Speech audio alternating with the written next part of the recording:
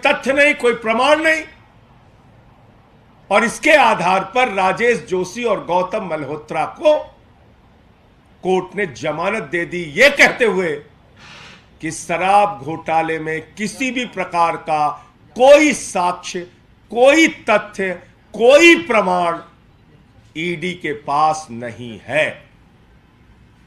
इसके बाद भारतीय जनता पार्टी के अंदर, भारत के प्रधानमंत्री नरेंद्र मोदी के अंदर अगर जरा सी भी शर्म है तो चुल्लू भर पानी में नाक रगड़ के पूरे देश से माफी मांगनी चाहिए, अरविंद केजरीवाल से माफी मांगनी चाहिए, आम आदमी पार्टी से माफी मांगनी चाहिए, और यह हवाई झूठा मनगढ़ंत जो घोटाला खड़ा किया गया, इस घोटाले को खड़ा करने वालों के खिलाफ सख्त कार्रवाई होनी चाहिए।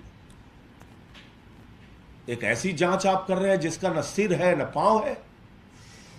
पहले दिन से हम लोग कह रहे हैं शराब घोटाला झूठ का एक पुलिंदा है, बेबुनियाद है, इसमें कोई तथ्य नहीं, कोई प्रमाण नहीं, लेकिन प्रमाण जुटाने के लिए दबाव बनाया गया पीएमओ की ओर से।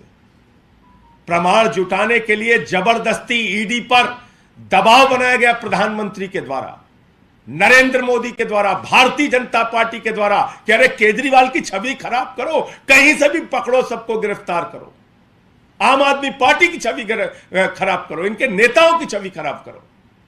तो क्या क्या किया इसके लिए? एक चंदन रेड्डी नाम के व्यक्ति को पकड़ा, उसको मारा पीटा, दोनों कनपटी फाड़ दी उसकी, बोले लिखिए बयान कह रहा हूं, कनपटी फाड़ दी दोनों। हाई कोर्ट में उसने केस किया, अपनी मेडिकल रिपोर्ट लगाई। समीर महेंद्र ने कोर्ट में कहा साहब हमसे जबरन जबरदस्ती बयान लिया ईडी ने। अरुण पिल्लई ने कोर्ट में कहा साहब हमसे गलत जबरदस्ती बयान लिया।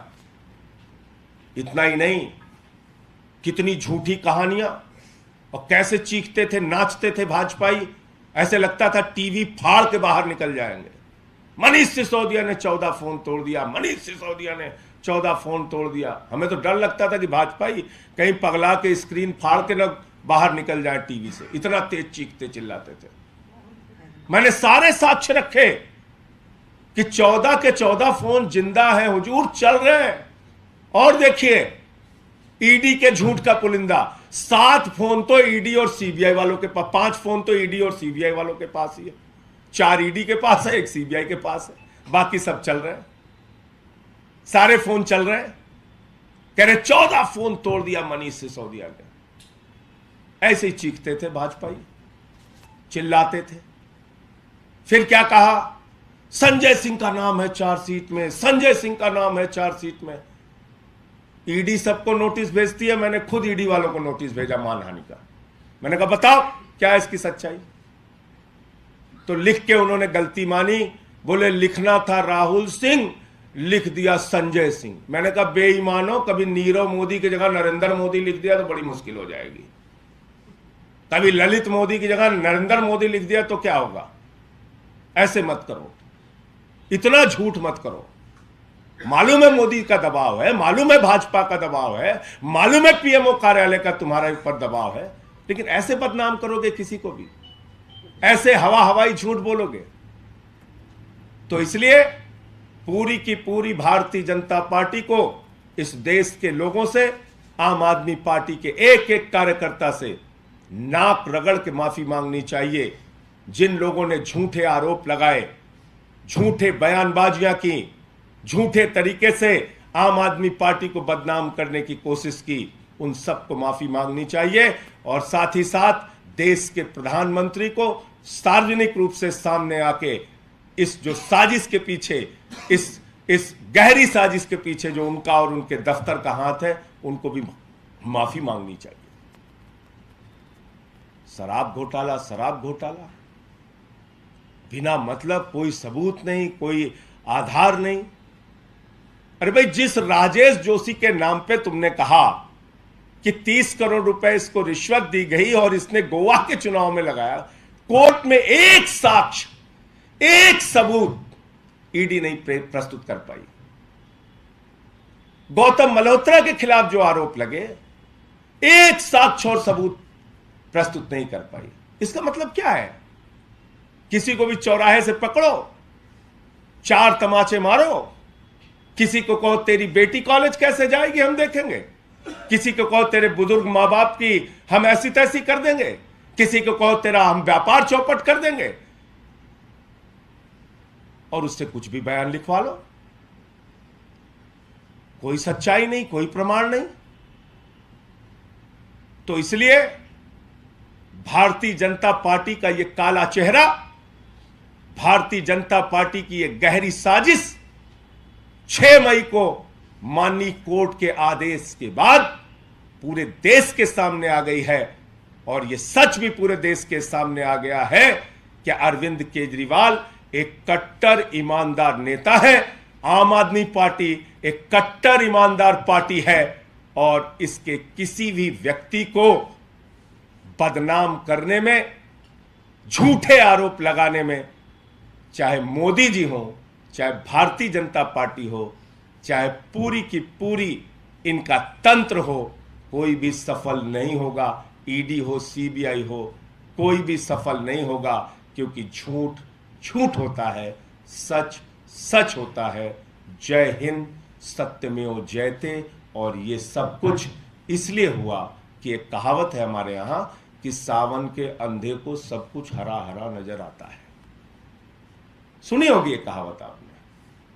तो जिस पार्टी का राष्ट्रीय अध्यक्ष रक्षा सौदे में रिश्वत खाते हुए सजा पा चुका हो, जो पार्टी शहीदों के ताबूत में घोटाला करती हो, जो पार्टी व्यापम घोटाला करती हो, जो पार्टी रेड्डी ब्रदर्स और येदियुरप्पा के जैसे माइनिंग घोटाले करती हो, जो पार्टी अडानी के चरणों में बैठकर लाखों करोड़ का घोटाला करती हो, जिस पार्टी के बारे में कर्नाटक के गली गली में, मोहल्ले मोहल्ले में, गांव गांव में किसी भी बच्चे से पूछो भारतीय जनता पार्टी, लोग कहते हैं 40% कमीशन वाली पार्टी। कर्नाटक में गांव गांव में पूछो भारतीय जनता पार्टी, लोग कहते हैं 40% कमीशन वाली पार्टी। तो जिन भाजपाइयों के दिमाग में दिन रात घोटाला घोटाला घोटाला घोटाला चलता रहता है, उनको तो सावन को के अंधे को सब कुछ हरा हरा नजर आता है। घोटालेबाजों को मनगढ़ंत झूठा एक शराब घोटाले का आरोप केजरीवाल और आम आदमी पार्टी को बदनाम करने के लिए लगाना था, इसीलिए उन्होंने ये पूरी कहानी रची थी। लेकिन इसका पूरा सच, पूरा साक्ष्य, पूरा प्रमाण अब देश के सामने आ गया है। और मैं फिर दोहरा रहा हूं कि प्रधानमंत्री नरेंद्र मोदी को, भारतीय जनता पार्टी को चुल्लू भर पानी लेके, नाक रगड़ के पूरे देश से आम आदमी पार्टी और अरविंद केजरीवाल को बदनाम करने के लिए माफी मांगनी चाहिए।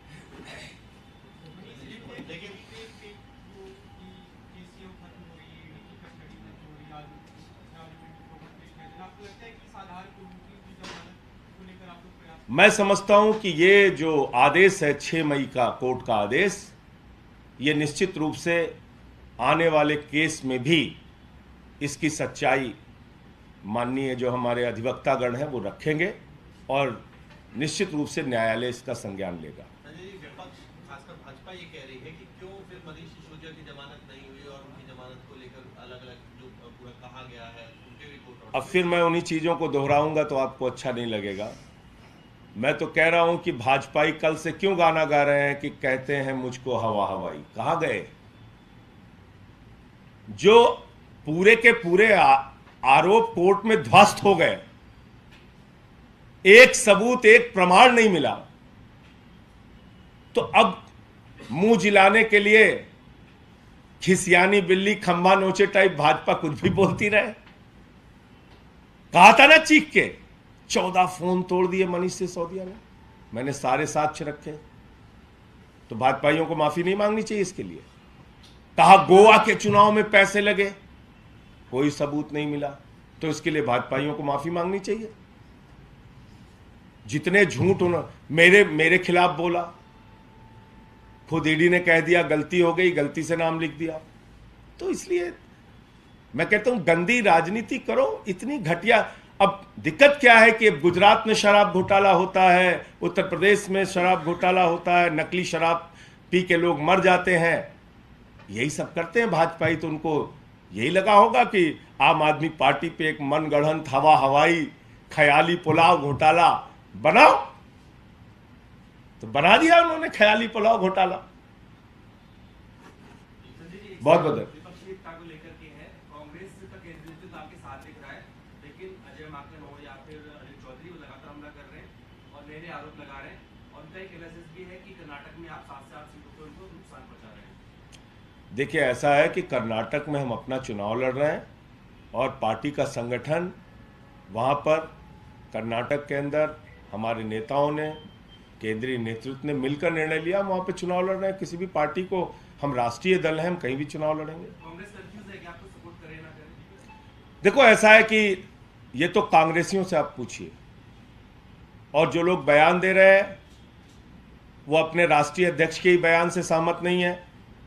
जो लोग बयान दे रहे हैं, जिनका नाम आपने लिया माकन जी का, उनके बीजेपी से क्या रिश्ते हैं? क्यों नहीं वो अडानी के जेपीसी की मांग पे बोलते? क्यों नहीं वो 1300 करोड़ के प्रधानमंत्री के बंगले पे नहीं बोलते? क्यों नहीं वो 8400 के हवाई जहाज पे बोलते? ये माकन जी से पूछिए, क्या रिश्ता है उनका बीजेपी से।